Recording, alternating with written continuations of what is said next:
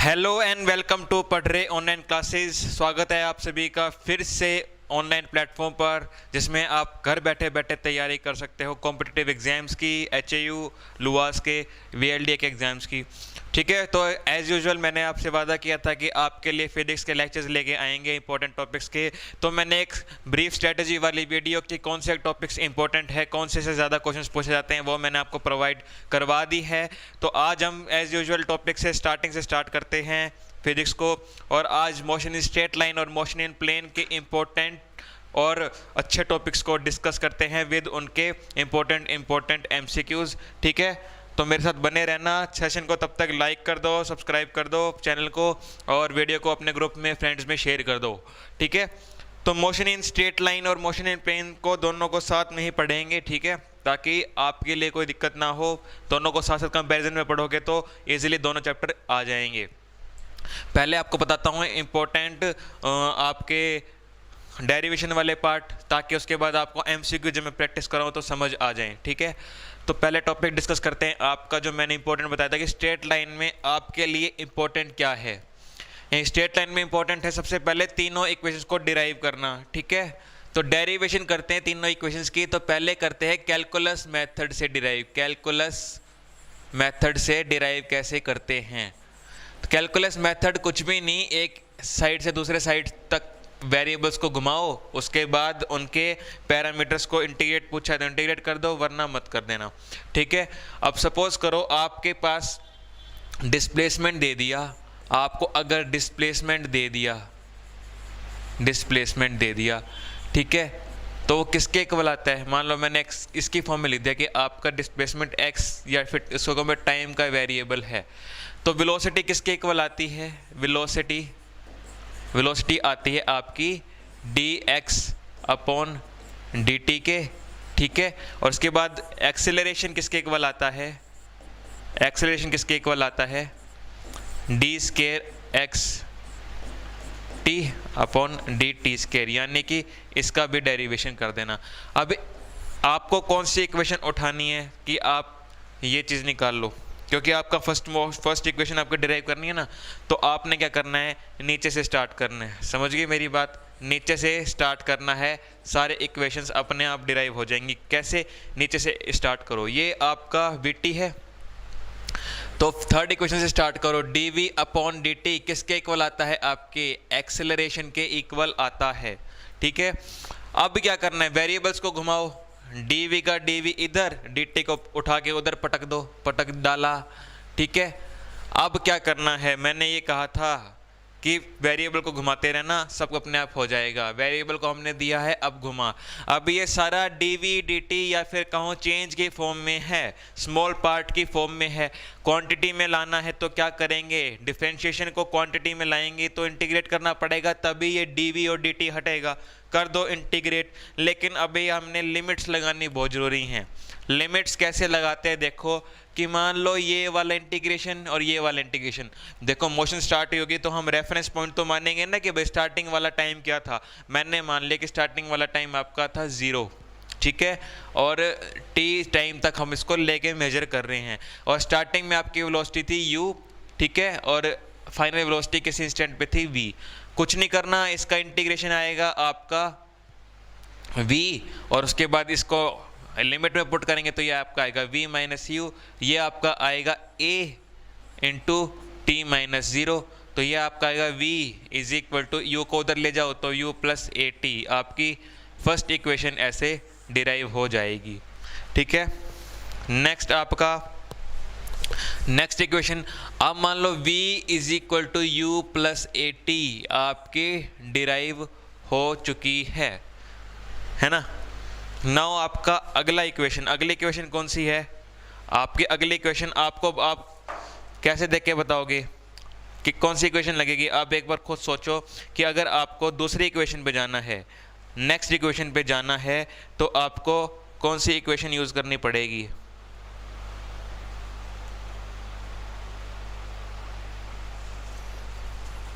Variable को, parameter को change करना पड़ेगा ना आपको। ये चीज देखो कि फर्स्ट इक्वेशन तो आपकी मैंने देखो डिराइव होगी, जो दूसरी इक्वेशन है आपकी s is equal to U T plus half A T square, या फिर मैं कहूँ एक बार आप ये ले लो, s is equal to U T plus half A T square के लिए कौन सी इक्वेशन का आप यूज़ कर सकते हो। तो एक बार खुद सोचो ताकि आपको पेपर में दिक्कत ना आए, ताकि आपको एग्ज़ाम में दिक्कत ना आए।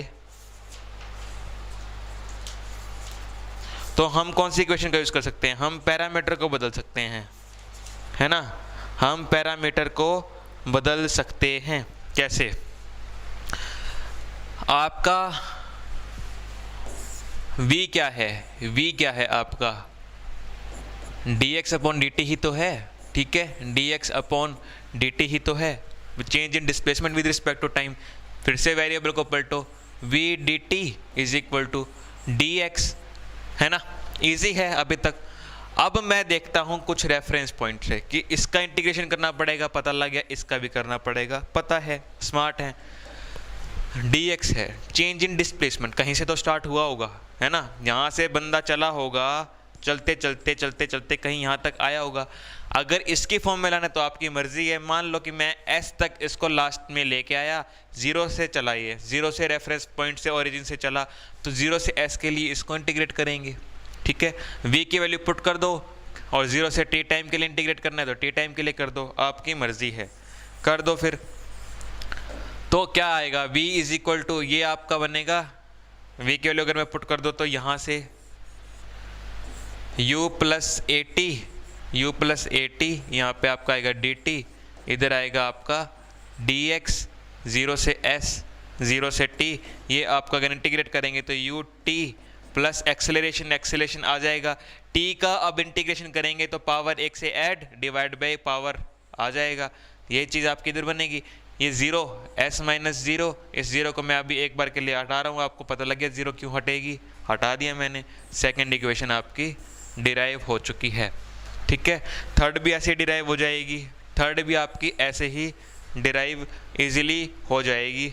कहो तो आप उसकी डेरिवेशन सीख सकते हो, या एक काम हो सकता है, क्या आपको पता है एक्सेलरेशन किसके इक्वल आता है, dv अपॉन dt, ठीक है, dv अपॉन dt। क्या मैं इसको चेंज कर सकता हूँ वेरिएबल्स में, सोच रहे हो, सोच मतलब कि कुछ अलग से आपको फीलिंग नज़र आई है कि v को मैं क्या लिख सकता हूँ, या v को मैं वेरिएबल में चेंज कर दूँ, पैरामीटर को बदल दूँ। कैसे, मैं इसको dx से ही मल्टीप्लाई dx से ही डिवाइड कर देता हूँ, है ना, dx से ही मल्टीप्लाई dx से ही डिवाइड। अब आप कहोगे सर ऐसा क्यों करा, वो ऐसा इसलिए करा कि ये आपका बनेगा dv बाई dx, ये आपका बनेगा dv बाई dx, इनटू में dv बाई dt, इसको मैं लिख सकता हूँ v dx बाई dt, ये लिख सकता हूँ। तो आपका एक्सप्रेशन किसके इक्वल आ गया, v dv is equal to dx, है ना। अभी क्या करना है, a dx लिख दिया मैंने, यहाँ पे आया v dv। अब मान लो मैंने इसको लिख दिया कि ये u1 से u2 आपके तक जा रहा है, ये आपका जा रहा है 0 से s तक, तो ये क्या बनेगा आपका, इसको चेंज करो, उसको चेंज करो, क्या आएगा यहाँ पे, आप खुद सोचो क्या आ सकता है। तो ये आपका बनेगा v स्केयर, मतलब मैं अगर इसको फाइनल इसको इंटीग्रेट करो तो ये आपका बनेगा u square minus u1 square, ठीक है, डिवाइड बाई 2, ये बनेगा आपका a इंटू एस, यहाँ पे 2 लिख दो, 2as is equal to u2 square minus u1 square. ये आपकी इस फॉर्म में भी इक्वेशन आ चुकी है, ये आपके थर्ड इक्वेशन आपकी बन चुकी, क्या, v square is equal to u square plus 2as, ठीक है। समझ आए सभी को, इस यहाँ से यहाँ तक तीनों इक्वेशन डेराइव करनी हमने सीख ली, और सारे इक्वेशन का सारी यही है, बाकी चीज़ें आप एमसीक्यू में इसको सीख जाओगे। नेक्स्ट करते हैं ग्राफिकल मेथड से कैसे करते हैं। ग्राफिकल मेथड से 2 इक्वेशन सिखा दूंगा, तीसरी आपको अपने आप आ जाएगी। ग्राफिकल मेथड में क्या करना है, हमने बनाना है वीटी कर्व, हमने बनाना है, सबसे पहला स्टेप लेना वीटी कर्व।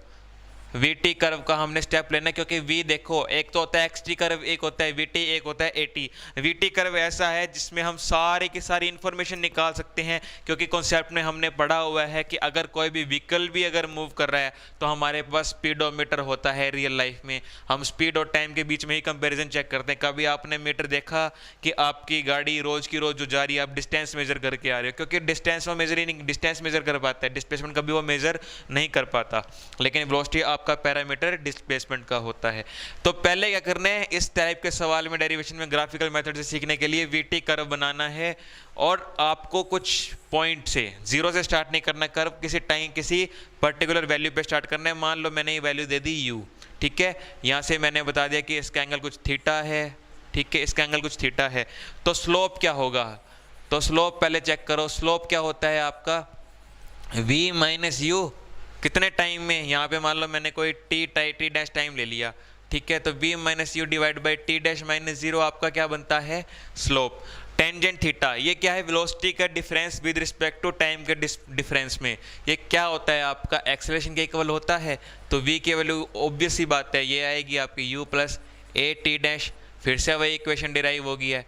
अब वीटी कर्व है तो हमें पता है डिस्प्लेसमेंट कैसे निकालते हैं, वीटी कर्व में डिस्प्लेसमेंट आपका निकलता है, ये सीख जाओ आप सारी चीज़ें, ग्राफ के भी क्वेश्चन कर पाओगे। तो वीटी कर्व जो होता है उसके डिस्प्लेसमेंट निकालने का तरीका ये है कि आप एरिया ले लो, एरिया अंडर द कर्व ले लो, आपको डिस्प्लेसमेंट मिल जाएगा, डिस्प्लेसमेंट आपको मिल जाएगा। एरिया अंडर द कर्व कैसे, कि ये कर्व है, ग्राफ है, स्ट्रेट लाइन ग्राफ है, यहाँ से लेके यहाँ तक का एरिया ले लो, तो एरिया लेना बड़ा ही आसान है। यहाँ से टाइम टी डैश, यहाँ से क्या है इसका एरिया v, तो रेक्टेंगल का एरिया बनेगा, तो पहले रेक्टेंगल का एरिया ले लो। रेक्टेंगल का एरिया क्या बनेगा, यू टी आएगा ही आएगा, प्लस में ट्रायंगल का एरिया, ये ट्रायंगल का एरिया लेना है तो 1/2 इंटू ये हाइट कितनी है, ये वाली हाइट कितनी है आपको नहीं पता, ये वाली हाइट आपको फिलहाल नहीं पता, पर हमको ये वाली पता है कि 1/2 इंटू बेस इंटू हाइट होती है, 1/2 इंटू बेस इंटू हाइट, तो बेस कितना है इसका T dash into t dash. और हाइट कैसे निकलेगी, अगर ये a है, ये वाला a है ना, ये वाला अगर a है तो ट्रायंगल की साइड बनानी पड़ेगी आपको, ट्रायंगल की साइड बनानी आपके लिए बड़ी इंपॉर्टेंट है। ट्रायंगल की साइड आपको देखो, ट्रायंगल की साइड आपकी क्या बनेगी, v minus u into t dash, v minus u into t dash ही बनेगी ना, यहाँ पे कहीं v आएगा, यहाँ पे u, अब उसको सोल्व कर लो, v माइनस यू आपका टी डैश के इक्वल आएगा तो क्या बनेगा, एक्सेलरेशन ही तो बनेगा किसी टी डैश टाइम में, टी डैश स्क्वायर इंटू ए, तो अगली इक्वेशन भी आपकी डिराइव। तो इस तरह से आप तीनों इक्वेशन आप डिराइव कर सकते हो। अब आता है एक्सेलरेशन ड्यू टू ग्रेविटी वाला सवाल। एक्सेलरेशन ड्यू टू ग्रेविटी वाला सवाल कैसे करते हैं, अगर कोई न्यूमेरिकल आए तो कि 2 बॉल या 1 बॉल अर्थ पे गिर रही है, वो 3 तरह से गिर सकती है। मेरी बातें सुनना, सारे के सारे केस डिस्कस हो जाएंगे। अभी हम बात करेंगे कि आपका एक्सेलरेशन g के बराबर है, दैट इज़ 9.8 मीटर पर सेकंड स्क्वायर। इस टाइप के सवालों को रिवीजन करा रहा हूँ मैं आपको। तो कोई ऑब्जेक्ट अर्थ पे गिरती है तो 3 तरीके से गिर सकती है, तीनों चीज़ें दिखा रहा हूँ मैं आपको, तीनों तरह के केस। पहले तो आपको ये देखना है कि g चाहे कैसे भी हो, g कैन बी कैसे भी, आपको उसका साइन नेगेटिव ही लेना है। g हमेशा नेगेटिव ही ले जाएगी चाहे कुछ हो जाए, ठीक है। और अब मान लो अब आपके पास कोई क्वेश्चन आ जाए कि छत है आपकी या आपकी रूफ है, तो दूसरा इंपॉर्टेंट कॉन्सेप्ट, जी हमेशा नेगेटिव रहेगा, इसमें किसी को कोई डाउट नहीं होना चाहिए। नाउ कुछ और देखने की जरूरत नहीं है, यहीं से साइन कन्वेंशन क्लियर हो जाएगी, कब किसको नेगेटिव लेना है कब किसको पॉजिटिव। मान लो क्वेश्चन में आपको दे देगी किसी छत से ऐसे बॉल गिर रही है, अब वो कैसे गिरेगी बात की बात है, ठीक है। तो आपका ये जो पर्सन है, मान लो ये शरारती बच्चा मैं ही हूँ, यहाँ पे खड़ा कर दिया मैंने, तो यहाँ पे कुछ नहीं करना, आपके कोऑर्डिनेट एक्सिस को उठाओ और यहाँ पे आके फिट कर दो, ठीक है। आप पे कोऑर्डिनेट एक्सिस को यहाँ पे आओ और यहाँ पे आके फिट कर दो जहाँ पे आप खड़े हो, ठीक है। अब आप ये देखो कि आपका कोऑर्डिनेट एक्सिस वहाँ पे है, तो बॉल आप कोई भी मान लो बॉल के वाले क्वेश्चन आते हैं तो आप किसी भी तरीके से इसको क्वेश्चन बना सकते हो। एक होता है फ्री फॉल, जिसमें आपने बॉल को ऐसे उठाया और ऐसे छोड़ दिया, ऐसे छोड़ दिया, जिसमें आपने कोई वेलोसिटी नहीं दी। इस तरह के केस को अगर मैं डिस्कस करूं तो ये आपका बनेगा केस, ये वाला केस बनेगा आपका u इज इक्वल टू 0, यानी कि initial velocity is equal to 0। दूसरे वाला केस जिसमें मैंने बॉल को ऐसे उछाला, ऐसे ऊपर की तरफ उछाला, ऊपर की तरफ मैंने बॉल को उछाला, तो स्टार्टिंग में बॉल कहाँ जाएगी, ऊपर की तरफ जा रही है ना। आपके रेफरेंस फ्रेम पे जाओ, ठीक है, आपके रेफरेंस फ्रेम में पहले आपने बॉल को ऊपर की तरफ उछाला, तो क्या ओरिजिन से ऊपर है, यस ऊपर है, तो इसमें व्यू आपको पॉजिटिव लेनी है, यू आपको पॉजिटिव लेना है जब आपने ऐसे बॉल को ऊपर की तरफ उछाला, ठीक है, ऊपर की तरफ उछाला तो यू को पॉजिटिव लेना है। और एक होता है जिसमें मैंने बॉल को ऐसे फेंका, ऐसे खिंचा के नीचे की तरफ वेलोसिटी दी है, मैंने बॉल को नीचे की तरफ वेलोसिटी दी है, डायरेक्शन नीचे की तरफ है, तो आपका क्या होगा, तो आपके डायरेक्शन क्या होगी आपकी बार, u इज इक्वल टू 0, जिसमें आपने फोर्सफुली बॉल को नीचे की तरफ फेंका है। कहने का भावार्थ या सारा कंक्लूजन ये है कि g हमेशा नेगेटिव में ही रहेगी, क्योंकि एक्सेलरेशन ड्यू टू ग्रेविटी नीचे की तरफ है। वो वाली कहानी छोड़ दो कि बॉल तो ऊपर की तरफ जा रही है, वो ठीक है, उसके बाद एक्सेलरेशन तो नीचे की तरफ लग रहा है, ऑपोजिट वाला नेगेटिव छोड़ो। क्वेश्चन आया g का, g नेगेटिव साइन हमने ले लिया, अब बात आ गई कि बॉल फेंकी कैसे है, ऊपर फेंकी तो यू पॉजिटिव, नीचे की तरफ फेंकी तो यू नेगेटिव, और फ्री फॉल कराए तो फ्री फॉल ऑब्वियस है। अब बात आई डिस्प्लेसमेंट की कहानी कैसे है, डिस्प्लेसमेंट की कहानी कैसे है, तो हम क्वेश्चन को तोड़ सकते हैं। कई बार क्वेश्चन आता है आपसे कि ये निकाल के बताओ कि बॉल को मैंने यू वेलोसिटी से ऊपर फेंका, बॉल को मैंने यू वेलोसिटी से कहीं ऊपर फेंका, तो कितने टाइम में एक्सप्रेशन बताओ कि वो बॉल नीचे गिरेगी। तो एक क्वेश्चन मैं आपको करके दिखा देता हूँ कैसे करते हैं।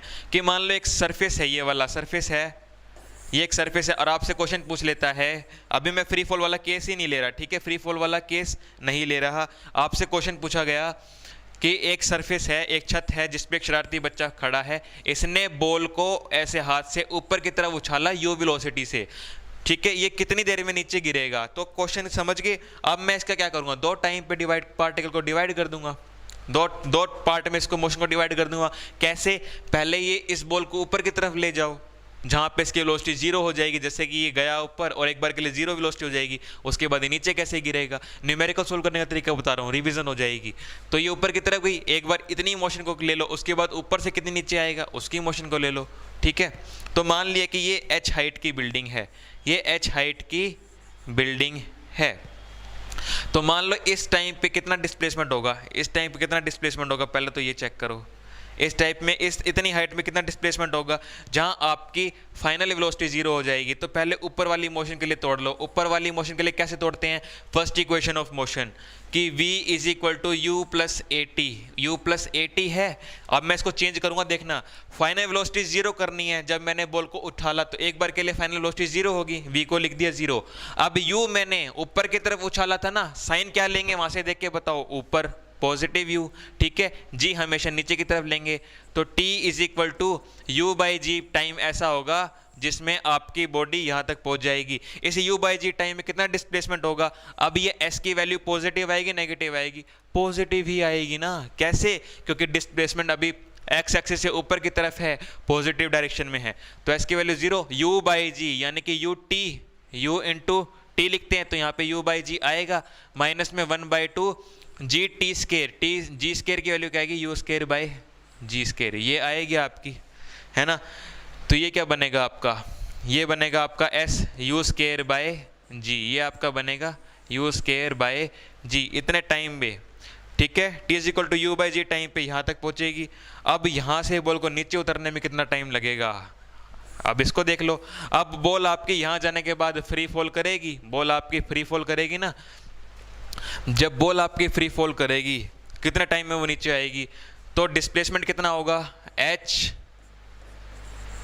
ठीक है, कितना डिस्प्लेसमेंट होगा U square by G plus h displacement, इसको नेगेटिव लेना है, क्यों, सेकंड इक्वेशन ऑफ मोशन लगा रहा हूँ। अब बॉल नीचे की तरफ आ रही है, नीचे की तरफ डिस्प्लेसमेंट हो रहा है ना, फ्री फॉल करती हुई आएगी, तो माइनस में 1/2, अगला जी ये टी स्केयर ही तो मुझे निकालना है, ये टी स्केयर ही तो मुझे निकालना है, तो ये नेगेटिव साइन से नेगेटिव साइन कैंसिल, टी की वैल्यू आपकी आ जाएगी, चुपचाप लिख देना U square plus H into G divide by, यहाँ पे लिख देना 2 डिवाइड बाय जी स्केयर, ठीक है, इसका कर देना अंडर रूट, ठीक है, इसका कर देना अंडर रूट। ये आपका बन जाएगा सवाल, ठीक है, ये आपका सवाल बन जाएगा। अब क्वेश्चन कई बार ये भी आता है कि जब आपका ऑब्जेक्ट किसी वेलोसिटी के बगैर गया है ना, कि मतलब ये बॉल को मैंने ऐसे छोड़ा तो कितनी देर में नीचे गिरेगी, तो हमें वो फॉर्मूला पता ही है कि √2h/g टाइम पे ये ऑब्जेक्ट बिल्कुल नीचे की तरफ गिर जाता है। उसमें u को 0 पुट करके देखो, क्या ये इक्वेशन आएगी, यही वाली इक्वेशन आएगी? यस आएगी। तो यानी कि सवाल को करने का हमेशा आसान तरीका होता है, हमने यूं ही टफ बना रखा है। देखो मोशन को तोड़ते हैं ना, मोशन का काम ही यही है। अगर आप कोई मोशन को पढ़ रहे हो, अगर आप किसी तरह की काइनेमेटिक्स की प्रॉब्लम्स में फंसते हो, तो आज वो आप नहीं फंसोगे। इस 1 घंटे की क्लास में भी आप सारा कुछ कंप्लीट कर जाओगे, ऐसा मेरा प्रॉमिस है। तो आसानी से देखो मैंने तीनों इक्वेशन को कैसे लगाया, कैसे तोड़ा, और ये तो बिल्कुल आपके लिए एक पकी पकाई एक होता है ना कि आपके लिए एक डिश बना के दे दी मैंने, कि जब भी कोई क्वेश्चन आएगा यू की वैल्यू नेगेटिव पुट करेंगे निकालेंगे, यू की वैल्यू पॉजिटिव पुट करेंगे निकालेंगे, है ना, इजी है बस। अब आता है कईयों से रिलेटिव वेलोसिटी के क्वेश्चन नहीं होते इस टाइप के क्वेश्चन में, कि क्वेश्चन आ जाता है कि एक चोर है, एक चोर, ये वाला क्वेश्चन इंपॉर्टेंट है, आता भी है। एक चोर है, ये दोनों ना एक दूसरे से पहले 100 मीटर दूर हैं, 100 मीटर दूर हैं। ये आपके मान लो पुलिस है, ये आपके पुलिस, ये आपका चोर, ये आपका चोर। तो चोर 100 मीटर दूर है और चोर भाग रहा है 10 मीटर पर सेकंड की वेलोसिटी से, ठीक है। ये भाग रहा है 5 मीटर पर सेकंड की वेलोसिटी से। कितना इस बंदे को एक्सेलरेट करना पड़ेगा कि ये इसको पकड़ ले, या कितने टाइम के बाद ये इसको पकड़ पाएगा, ठीक है। या फिर मैं आपको एक और टफ बना के दूं तो मैं इसको लिख देता हूं कि ये 2 मीटर 5 मीटर पर सेकंड स्क्वायर के एक्सेलरेशन से भाग रहा है, ये अपनी वेलोसिटी को भाग रहा है, तो उसको पकड़ना पड़ेगा ना, पकड़ना पड़ेगा, इसको रफ्तार भगानी पड़ेगी पुलिस वाले को, तभी पकड़ पाएगा। तो पकड़ो, कितने टाइम में पकड़ेगा, इस टाइप का सवाल है। तो इस टाइप के सवालों करने का बड़ा ही आसान तरीका बता रहा हूँ, सारे रिलेटिव वेलोसिटी के कॉन्सेप्ट या हर तरह के क्वेश्चन हो जाएंगे। इसी तरह का क्वेश्चन आपको आता है कि एक रेलगाड़ी है जो प्लेटफॉर्म पे खड़ी है 100 मीटर दूर किसी पर्सन से, और वो बंदा जो है वो कितनी देर कितनी स्पीड से भागे कि वो रेलगाड़ी को पकड़ पाए, क्योंकि रेलगाड़ी तो चल पड़ी, छूट गई। तो क्वेश्चन करने का तरीका क्या होता है, आप मान लो कि ये किसी टाइम पे आगे जाके मिल रहे हैं, ये आगे जाके किसी टाइम पे दोनों पर्सन की भेंट हुई, ठीक है, मिले, बातें हुई, चोर पुलिस की बातें हुई जैसे होती हैं, ओके। ये मैंने टाइम मान लिया, किसी टी टाइम पे दोनों भाई बंधु मिले, भाई बंधु तो क्या कह रहा हूँ, आजकल है भी सिस्टम ऐसा कि पुलिस ने चोर को पकड़ लिया। पहले ये भाग रहा था 5 मीटर पर सेकंड स्पीड से, ये 10 मीटर पर सेकंड स्पीड से। तो ध्यान से देखो, जब ये दोनों पर्सन मिले, इनको देख के एक फीलिंग आई कि ये दोनों पर्सन जब मिले तो इन दोनों का रिलेटिव डिस्प्लेसमेंट ही 0 हो गया, दोनों का रिलेटिव डिस्प्लेसमेंट ही 0 हो गया ना। एक दूसरे के रिस्पेक्ट में क्या ये भाग रहे हैं, नहीं भाग रहे, पकड़ लिया। तो जितना डिस्प्लेसमेंट इसका होगा, हम इसको लिख सकते हैं पुलिस वाले को डिस्प्लेसमेंट का कंपैरिजन कर सकते हैं। तो टी टाइम में, इस टी टाइम में जब चोर को पुलिस ने पकड़ लिया, तो इस बंदे ने, चोर ने कितना डिस्टेंस ट्रेवल कर लिया, 10t ट्रेवल कर लिया था, 10t ट्रेवल कर लिया था ना, 10t डिस्टेंस। ये बंदा कांस्टेंट एक्सेलरेशन से भाग रहा है, कितनी देर में इसने पकड़ा होगा, 1/2 5 × t², क्योंकि इनिशियल एक्सेलरेशन, इनिशियल वेलोसिटी मैंने इसकी दी नहीं है, तो ut + ½ t² वाली इक्वेशन में u को 0 कर देंगे तो 5t² आ गया।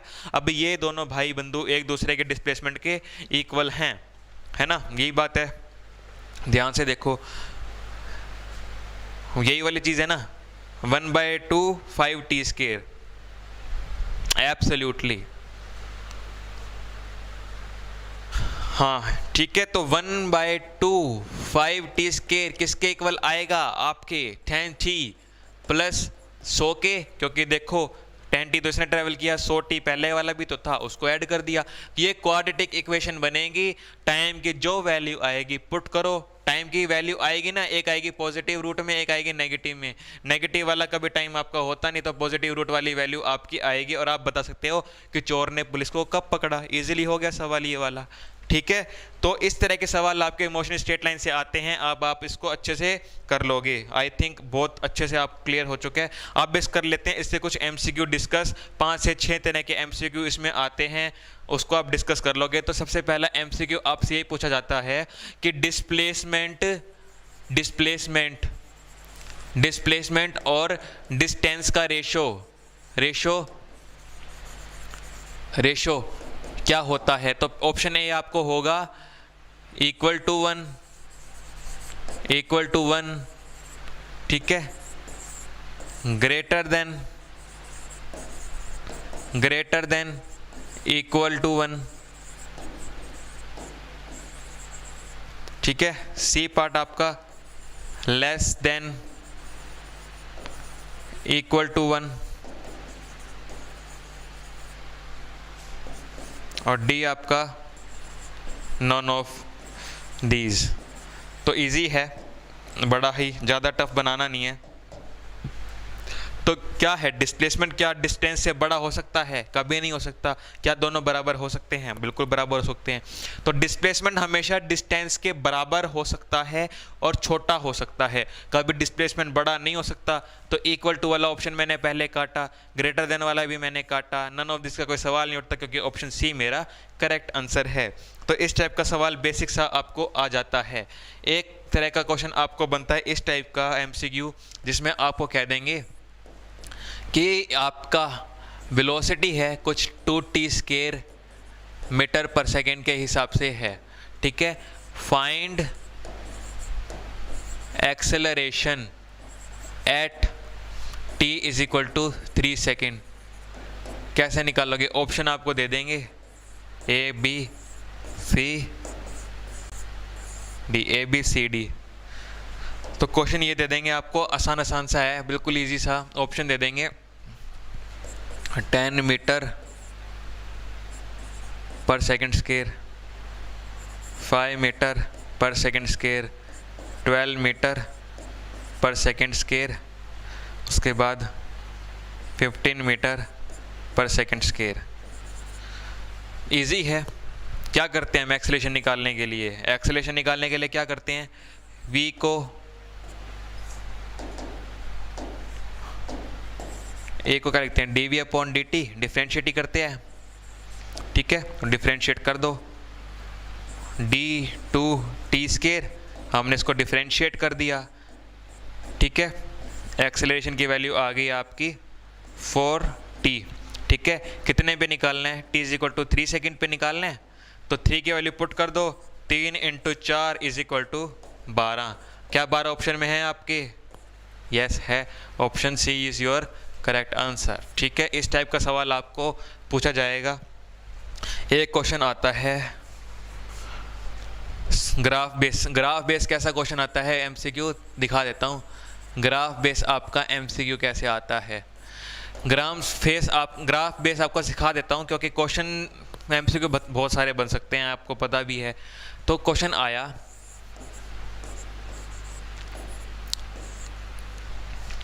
कि आपका XT कर्व है, दो तरह के ग्राफ हैं, यानी कि एक बंदा है एक A, एक बंदा है B।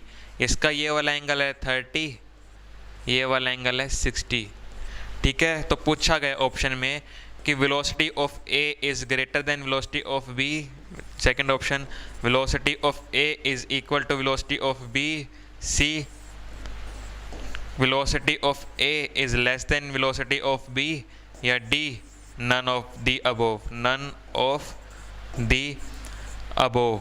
इस टाइप के क्वेश्चन में क्या करते हैं? देखो क्या पूछा हुआ है, डिस्प्लेसमेंट टाइप ग्राफ है और सारी वेलोसिटीज का कंपैरिजन पूछा हुआ है। तो एक बार बताओ, सारी वेलोसिटी का कंपैरिजन पूछा है दोनों वेलोसिटीज का, तो हम क्या करते हैं? वेलोसिटी से जब बात होती है तो हम ये देखते हैं कि डिस्प्लेसमेंट वाले कर्व का आप स्लोप ले लो। क्या कहते हैं? स्लोप ले लो। स्लोप जो होता है वो आपका वेलोसिटी के बराबर होता है।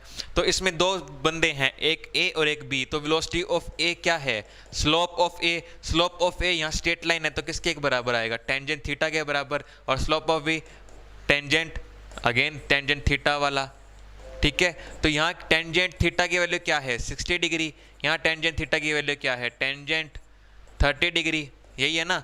तो वेलोसिटी ऑफ ए की वैल्यू क्या आएगी, टेंजेंट 60 डिग्री बड़ा होता है टेंजेंट 30 डिग्री से, तो velocity of A is equal to velocity of greater than velocity of B, तो option A is your correct answer. ठीक है, ज़्यादा हार्ड टाइप के न्यूमेरिकल नहीं आते, छोटा मोटा पूछ लेगा कई बार। अब एक क्वेश्चन और आते हैं आपके पास एमसीक्यू, आपसे पूछ लेगा, ये आपका बना दिया मैंने वीटी ग्राफ, ठीक है, पेपर में आपसे पूछ लिया,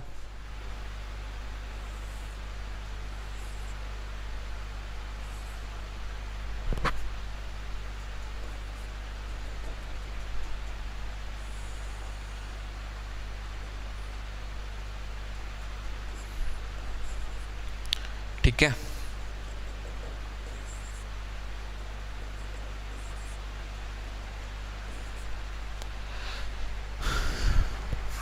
तो पूछा जाता है फाइंड टोटल डिस्प्लेसमेंट क्या है, ठीक है।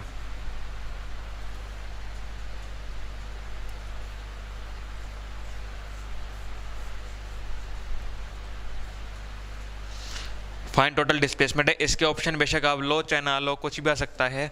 एक नंबर का सवाल है, डिस्प्लेसमेंट निकालना है वीटी कर्व से, वही सवाल वापस, एरिया लेंगे, एरिया अंडर वीटी कर्व, वो आपका क्या बताता है डिस्प्लेसमेंट के। एक बार एक एरिया लो, एरिया कैसे लेते हैं, एरिया कैसे आएगा, पहले इसका तोड़ा मैंने, इस हिस्से को तोड़ा, इस हिस्से का एरिया लो, क्या आएगा आपका 2 × 2, ये आपके न्यूमेरिकल भी हो रहे हैं इंपॉर्टेंट, प्लस ये दो ट्राइंगल ले लो, ये वाली एक, तो ये वाली रेक्टेंगल, ये वाले रेक्टेंगल लेने पड़ेंगे, तो 1 × 1, नाउ ये आपका 1 × 2, ठीक है, ये आपका 1 × 2 प्लस दो ट्राइंगल बनेंगी 1/2 × 2 × 1, ठीक है, प्लस में 1/2 × 3 × 1। तो अब आपका एरिया ले लेंगे ना, तो क्या आएगा ये 7 + 1 + 1.5, तो देख लो ये क्या बनेगा आपका 9.5 मीटर, 9.5 मीटर आपका डिस्प्लेसमेंट आ जाएगा। तो चार ऑप्शन में से जो भी 9.5 होगा, इस टाइप के सवाल करने का तरीका बता रहा हूँ, ठीक है। नेक्स्ट आपके पास क्या आएगा, नेक्स्ट आपके पास क्वेश्चन मैं देख लेता हूँ आपके पास किस टाइप का आता है।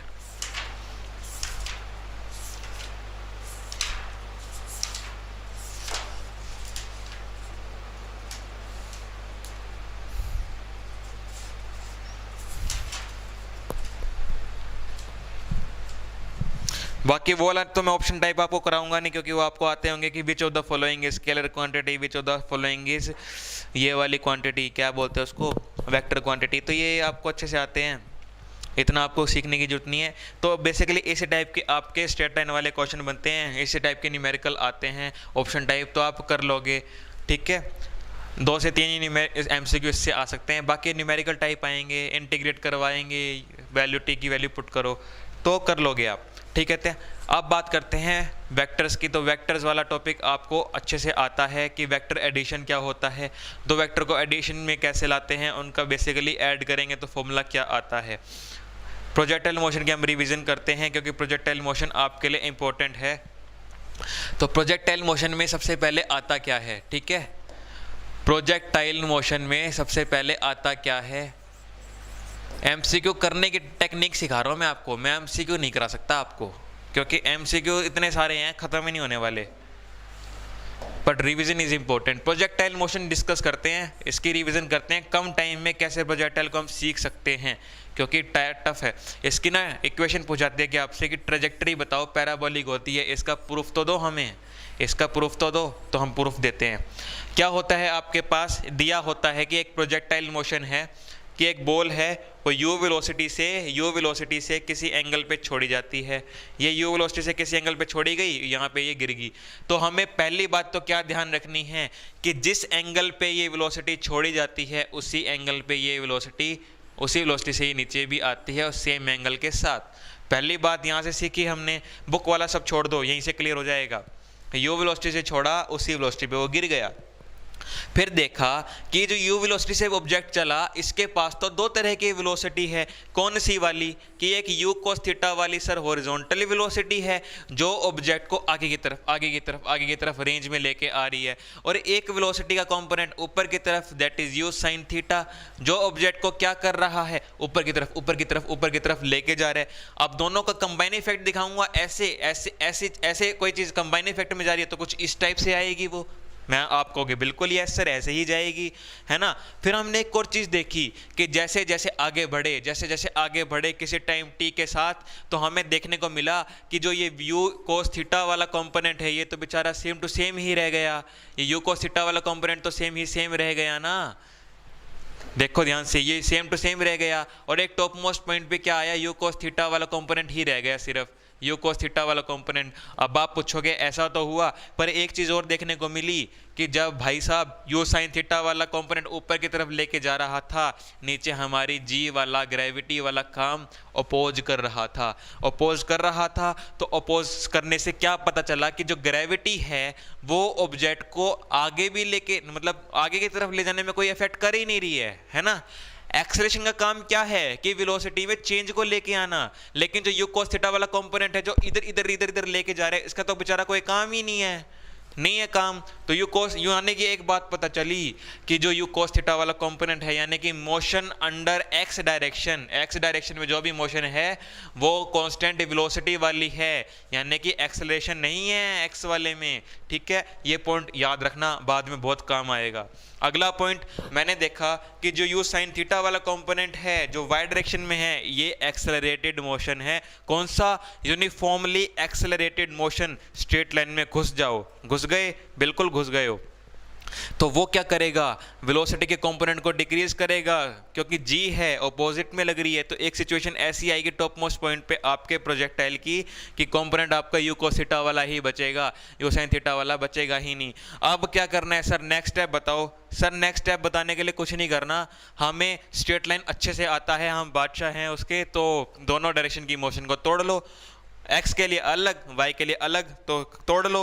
अब आपकी मर्जी, आप कौन सी इक्वेशन लिखते हो। मान लो मैंने x के लिए इक्वेशन लिख ली, ठीक है, मैंने x के लिए इक्वेशन लिख ली x एक्सिस के लिए, तो मेरे को देखने को क्या मिला कि x जो आपका होता है ये x क्या है, किसी एंगल पे डिस्प्लेसमेंट ही है x डायरेक्शन में। हम ऐसे ही तो मोशन को तोड़ते हैं कि आप पहले x डायरेक्शन में डिस्प्लेसमेंट ले लो, फिर y डायरेक्शन में डिस्प्लेसमेंट मिल लो, आपको टोटल मिल जाएगा, है ना। अगर आपको रफ में कहूँ तो यही तो होता है आपका मोशन इन 2D कि आपका ऑब्जेक्ट यहाँ है, इसको मैंने यूँ घुमा के यहाँ लेके गया, तो आप कहोगे सर कैसे, इसका आपने कहा कि कैसे बताओगे कि ये यहाँ है, इसको मैं यहाँ उठा के यहाँ ले आया।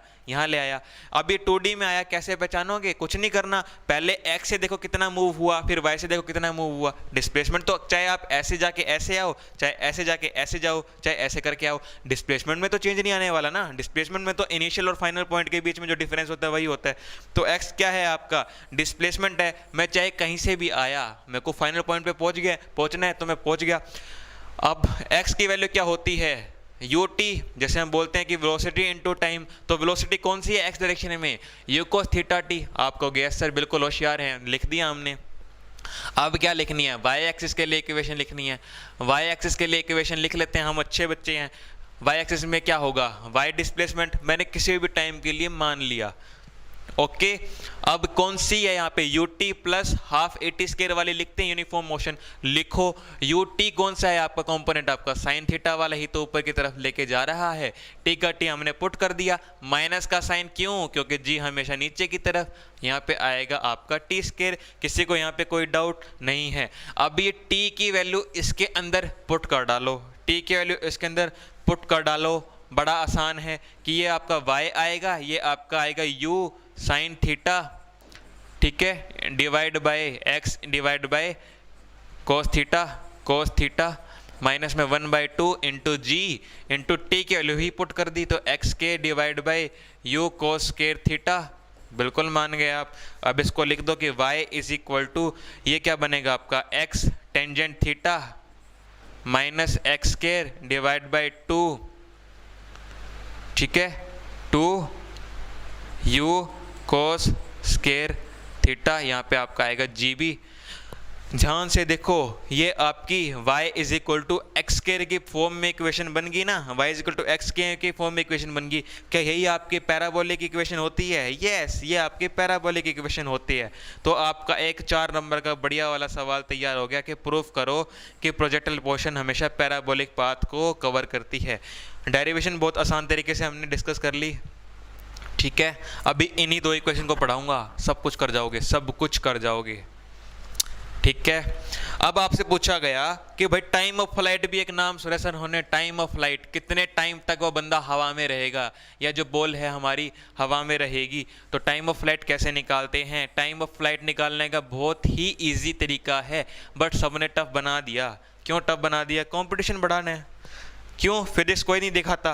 फिजिक्स में देख के हमको क्या पता चला कि टाइम ऑफ फ्लाइट का मतलब क्या, यहाँ से बॉल को उछाला, मिसाइल हमने लॉन्च की, चल भाई मिसाइल लॉन्च कर, टैंक से बम गया, ऐसे नीचे की तरफ गिरा, धड़। तो अब एक बात देखो, जो बंदा एनालाइज करने वाला है उसको क्या पता हवा में रहा है नहीं रहा, उसको तो ये पता चला कि एक्स डायरेक्शन में ही डिस्प्लेसमेंट दिखा, वाई में हमें कोई डिस्प्लेसमेंट नहीं दिखा। बिल्कुल वाई डायरेक्शन में कोई डिस्प्लेसमेंट दिखा, क्योंकि वाई में डिस्प्लेसमेंट दिखने का मतलब क्या, ऑब्जेक्ट यहाँ से ग्राउंड लेवल से कहीं ऊपर की तरफ आ गई, यही तो वाई में डिस्प्लेसमेंट दिखने का मतलब है। बट यहाँ से ऑब्जेक्ट यहाँ पे गिरी, तो पर्सन को तो ये पता लगा ना कि क्या पता वो ऐसे आया हो ऐसे आया हो, तो कोई चीज डिसाइड नहीं कर सकते। तो टाइम ऑफ फ्लाइट में यही तो है, हवा में रहने वाले का मतलब क्या, वाई में डिस्प्लेसमेंट है ही नहीं। तो वाई वाली इक्वेशन को लिखो, ये देखो इसी से सारा काम हो जाएगा। तो Y is equal to U sine theta into T minus 1/2 G T square. Y direction में डिस्प्लेसमेंट हुआ ही नहीं, क्योंकि किसको पता हवा में देर तक रहा, तो वाई के अंदर 0 पुट कर दो, क्योंकि उतनी देर में वो नीचे गिर गया। तो यहाँ पे आएगा आपका u sine theta t minus 1/2 G T square. T की वैल्यू पुट करूंगा तो आपका साफ आ जाएगा 2u sine theta divide by g. अब आप कहोगे यस सर बढ़िया, बिना याद किए ही निकालनी आ गई, आपको याद करके जानने की भी जरूरत नहीं है, बहुत आसान, बहुत ज़्यादा। अब कोई बंदा आता है, वो आपसे पूछता है सर ये तो बताओ ये रेंज कैसे निकालते हैं, इसका तो गंदा सा डेरिवेशन है ना, गंदा सा डेरिवेशन है। नहीं है, मैं कहता हूँ नहीं है। कैसे?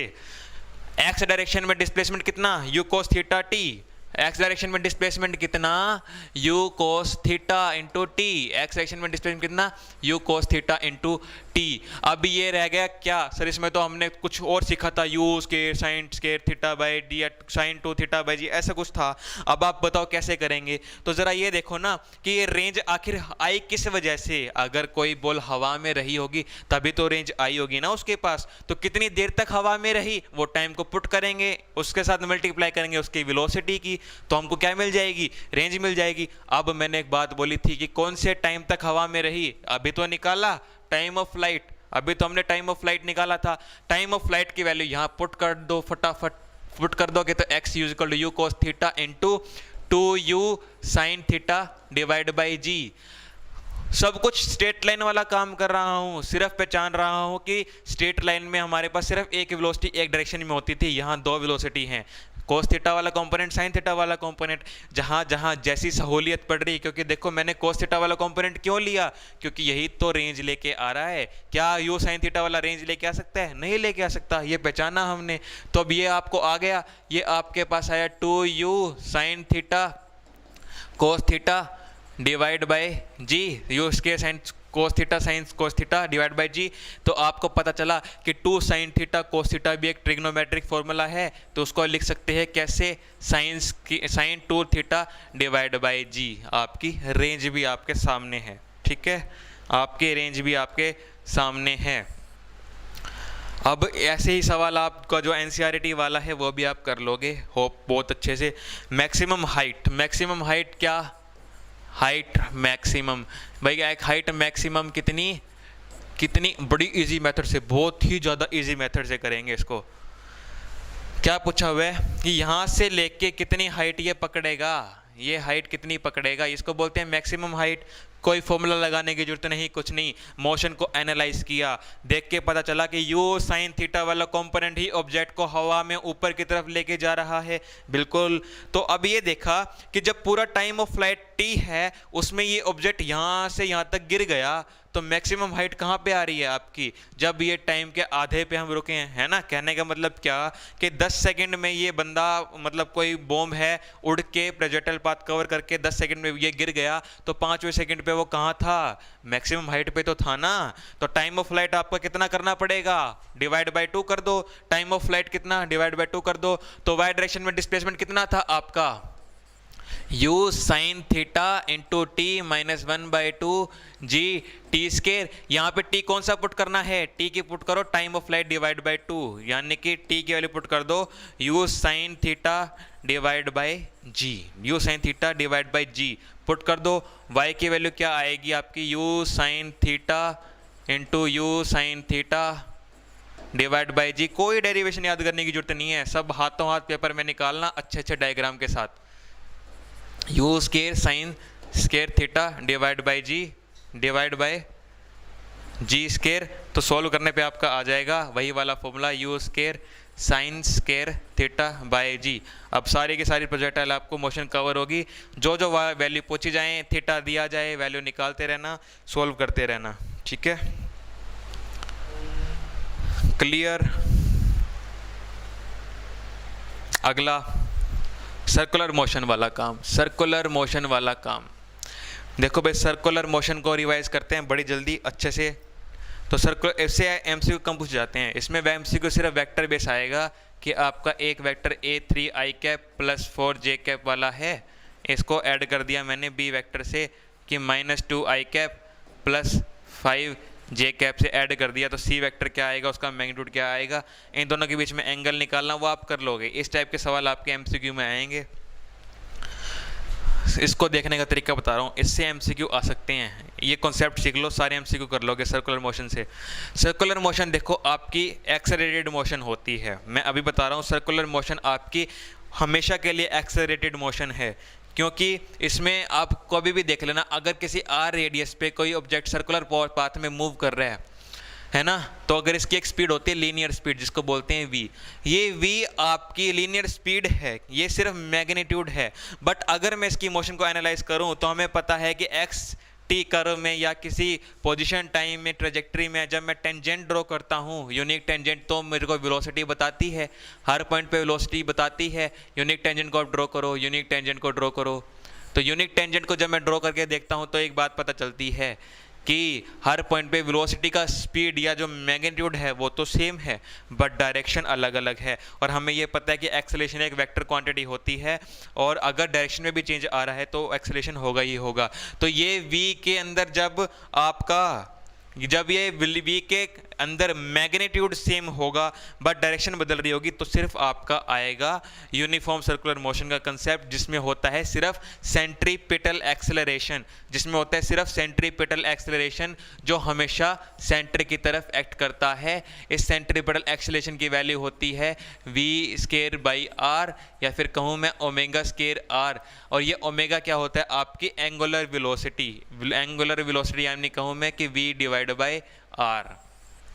ये आपकी एंगुलर वेलोसिटी होती है कि कितना थीटा आपका कवर करके चल रहा है किसी पर्टिकुलर टाइम में एक ऑब्जेक्ट, ठीक है। अभी एक इंपॉर्टेंट कॉन्सेप्ट सीख लो कि अगर मान लो आपको कहें कि एक ये ओरिजिन है जिससे दो मास बंधे हुए हैं, एक मास आपका एक बीड m1 दूसरा बीड m2, ठीक है, ये है इधर से 5 मीटर की दूरी पे, ठीक है, ये आपका 10 मीटर की दूरी पे, तो दोनों के लिए ओमेगा सेम रहेगा, दोनों के लिए एंगुलर वेलोसिटी सेम रहेगी, क्योंकि किसी पर्टिकुलर टाइम के बाद दोनों पार्टिकल सेम ही एंगल को ट्रैवल करेंगे, लेकिन v की वैल्यू b के लिए ज़्यादा होगी, ठीक है, v की वैल्यू b के लिए ज़्यादा होगी, ठीक है, यह बात आप कॉन्सेप्ट को सीख लो, क्योंकि जब रेडियस बढ़ेगी तो लीनियर स्पीड बढ़ती है, एंगुलर वेलोसिटी नहीं बढ़ती। तो ये टाइप का आपसे न्यूमेरिकल पूछ सकता है कि न्यूमेरिकल या फिर एमसीक्यू, किसका ओमेगा ज़्यादा है, किसके लीनियर स्पीड ज़्यादा सर्कुलर मोशन में।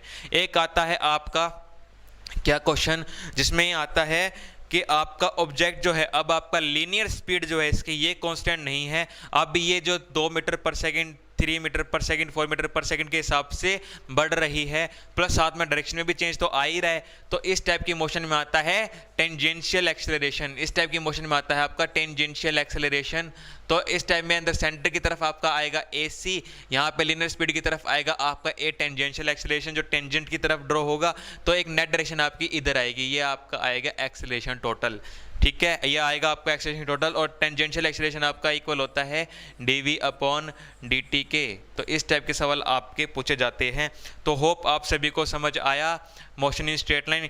रेनमैन प्रॉब्लम में भी कुछ नहीं, वेक्टर सब्ट्रैक्शन का खेल है। मैं आपको बताता हूँ क्या आता है रेनमैन प्रॉब्लम में। रेनमैन प्रॉब्लम में क्या होता है कि मान लो आप पर्सन हो, इधर की तरफ भाग रहे हो, साइकिल चला रहे हो, अपनी साइकिल, ठीक है, साइकिल चला रहे हो। अगर मैं अच्छे से बताऊं तो ये वाला कुछ इस टाइप से आप है ना अपनी साइकिल चला रहे हो, या आप अपनी साइकिल चला रहे हो, ठीक है, ऊपर से गिर रही है बारिश, ऊपर से गिर रही है बारिश, वेलोसिटी ऑफ रेन, ये आप जा रहे हो वेलोसिटी ऑफ बाईसाइकिलर, ठीक है, वेलोसिटी ऑफ बाईसाइकिलर।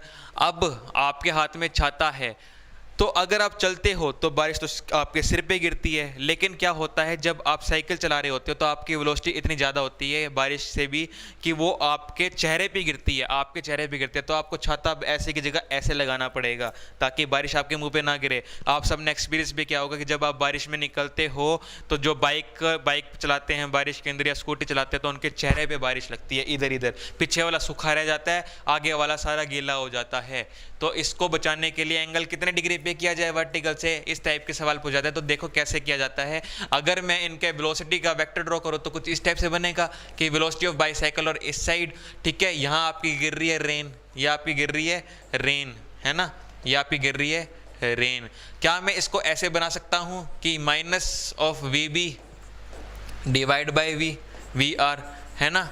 तो इनका रिजल्टेंट कहाँ आएगा, ये वाला आएगा, ठीक है, ये वाला आएगा थीटा। तो ये क्या आएगा, टेंजेंट थीटा,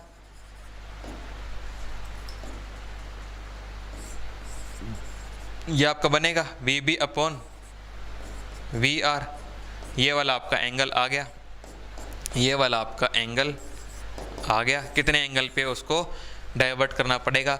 तो ये रेनमैन प्रॉब्लम के बेसिक फॉर्मूले भी हैं, लेकिन आप वेक्टर सब्ट्रैक्शन से करोगे तो आपके लिए बेहतर रहेगा, क्योंकि रिलेटिव ही तो है कि बारिश ऐसे गिर रही है, मेरे रिलेटिव मैं ऐसे जा रहा हूँ, तो दोनों के रिलेटिव वाला तो काम ऐसे ही होगा ना। तो होप आपको सारा आज रिवीजन क्लास में समझ आया होगा, आपकी सारी रिवीजन होगी और MCQ इसी टाइप के ही आएंगे। आपको MCQ कराना सिखा सकता हूँ मैं, आपको MCQ नहीं करा सकता, मैं अगेन ये बात बोल रहा हूँ, ठीक है। और MCQ अगर आपको प्रैक्टिस करनी है तो आप गूगल सर्च कर सकते हो, बहुत सारे MCQs आ जाएंगे 40-50 बेस्ट वाले, ठीक है। और अच्छे से देखा जाए तो आपके प्रदीप्स वगैरह में भी MCQ आपको प्रोवाइड मिल जाएंगे, ठीक है। तब तक के लिए आपके पास नेक्स्ट वीडियो आएगी, तब तक के लिए थैंक यू। प्रिपेयर करते रहो, मेहनत करते रहो, धन्यवाद।